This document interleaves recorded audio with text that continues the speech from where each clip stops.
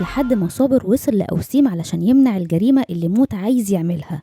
وده لما شاف واحد ماسك سكينة وبيقتل أي حد يقابله، وبعدين بيكتب على الحيطة موت. بس للأسف صابر لما وصل كانت الجريمة حصلت خلاص وما قدرش يمنعها. بس الغريب إنه شاف اسمه هو على الحيطة ومكتوب بالدم صابر المداح الحقني. وده خلى صابر يتلخبط وبقى مش فاهم مين اللي كتب كده وكتبه ليه.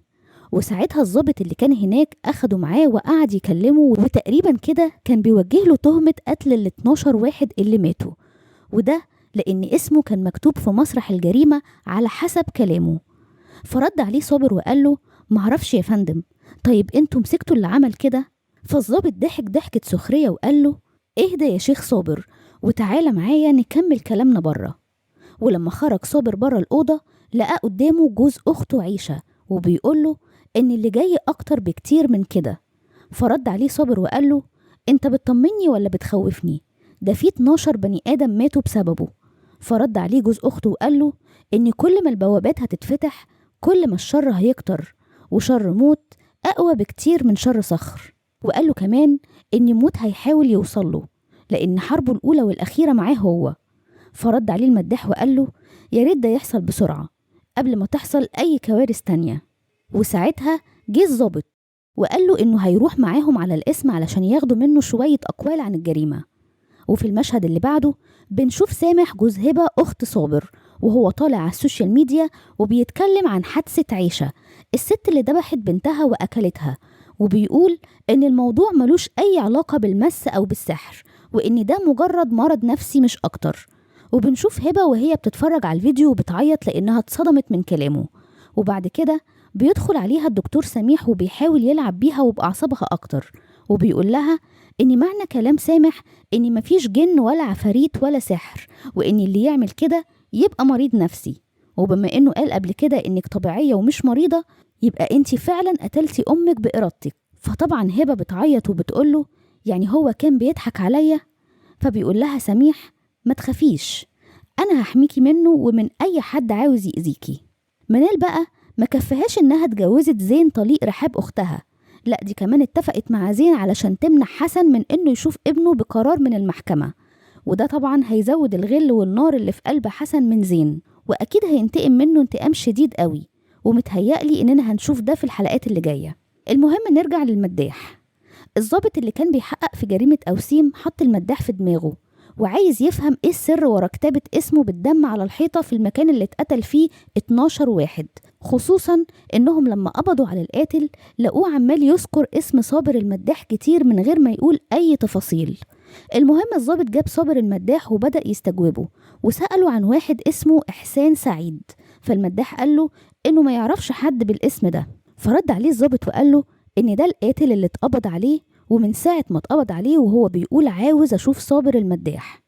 المهم صابر طلب من الضابط إنه يقابله بالقاتل، وأول ما صابر دخل على القاتل لقيناه واحد نفس شكل الجن يموت بالظبط بس على هيئة إنسان. وأول ما شاف المداح قال له الحقني يا شيخ صابر. فالمداح سأله عرفت اسمي إزاي وأنا معرفكش؟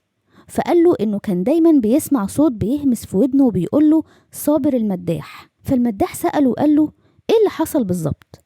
فقال له إحسان إنه لقى نفسه جوه البيت فجأة من غير ما يحس، وكان شايف كل حاجة بس ما كانش هو اللي بيقتل. فسأله صابر وقال له احكي لي حكايتك بالظبط. فإحسان قال له إنه كان عايش حياة وحشة جدا والدنيا كانت ملطشة معاه على الآخر، لأن مراته أخدت عياله وسابت له البيت، وهو كمان ساب شغله وما كانش لاقي ياكل. فراح لواحدة دجالة علشان تعمل له عمل لجلب الرزق، وطلبت منه حاجات غريبة يعملها. ولما المداح سأله ايه الحاجات الغريبة دي ارتبك وخاف وقال ما اقدرش اقول. وبعد كده سمع هاجس في ودانه ونطق كلمة موت قدام المداح. فسأله المداح مين موت؟ فخاف جدا وقال له اسكت ما تجيبش سيرته.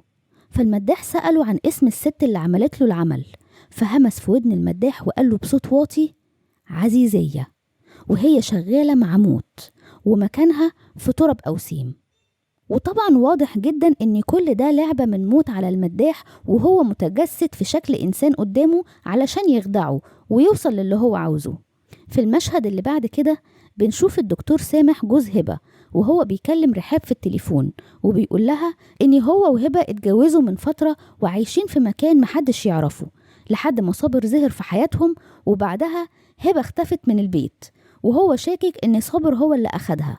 فطبعا بترد عليه رحاب وبتقوله إن هبة مش عندهم، وبسرعة بتروح للدكتور سميح وبتبلغه باللي حصل، وبتقوله إنها خايفة أحسن صابر يقتل هبة، وخصوصا بعد ما إيمانه ضعف زي ما انت قلتلي قبل كده. وبضحكة خبيثة بيقول لها سميح إنه مش ممكن يقتل أخته حتى مهما كان إيمانه ضعيف، وبيخليها هي اللي تأكد إنه يقدر يعمل كده، وإن مفيش حاجة بعيدة زي ما هبة قتلت أمها وعيشة قتلت بنتها، ممكن صابر كمان يقتل أخته. وبكده بيكون سميح وصل للي هو عاوزه، وشكك أقرب الناس لصابر فيه، وسهل قوي إنه يقلب الدنيا كلها عليه في أي لحظة. بعد كده بنشوف حسن أخو المداح وهو رايح عند منال وبيقول لها إزاي تمنعه من إنه يشوف ابنه وإنه مش هيسكت، وبيدخل زين وبيتخانق مع حسن وبيحذره من إنه يقرب للبيت تاني وهو مش موجود، فحسن بيستهزأ بيه وبكلامه وبيمشي. وبعدها بيحاول زين إنه يقنع منال إنه يبلغ عن حسن ويسجنه بتهمة الإتجار في الآثار علشان مش كل شوية ينطلهم بحجة إنه عاوز يشوف ابنه، بس منال بترفض وبتقوله ما ينفعش أذي أبو ابني. في الوقت ده بنلاقي الشغالة اللي عند منال بتكلم حسن وبتقوله عن خطة زين وإنه عاوز يسجنه. المشهد اللي بعده في بيت درغام، بنشوف مرات درغام ماشية في الشقة وبتسمع صوت ابنها داوود وهو بيتكلم مع حد في أوضة باباه المقفولة، واللي كان درغام مانع أي حد من إنه يدخلها لأنها مليانة بكتب السحر والأرواح الشريرة. وبتدخل عليه وبتقوله بتكلم مين؟ فبيرد عليها داوود ويقول لها بكلم أبويا، فبتزعق له وتخرجه من الأوضة وتخرج هي كمان وتقفلها بالقفل. والمشهد اللي بعد كده بنشوف حسن أخو صابر المداح وهو قاعد في مكتبه، وفجأة بيدخل عليه الدكتور سميح وبيجرجره في الكلام لحد ما يفتح معاه موضوع زين، وبيبدأ سميح بمنتهى الخبث إنه يوصل له إن زين مش هيسيبه ومش هيسكت، وإنه لازم حسن يخلص منه ومن شره.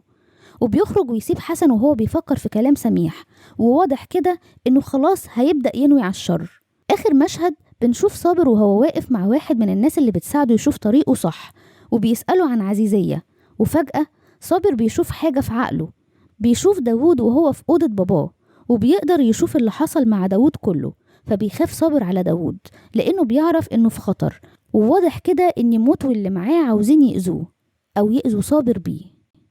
لو انت اول مرة تشوف فيديوهاتي ما تنساش تعمل لايك للفيديو وسبسكرايب للقناة وتفعل الجرس وتابع القناة علشان تعرف ايه اللي حصل للمداح، وكمان اوعدك انك هتلاقي فيديوهات كتير حلوة جوه القناة، اتمنى انها تعجبكم كلها.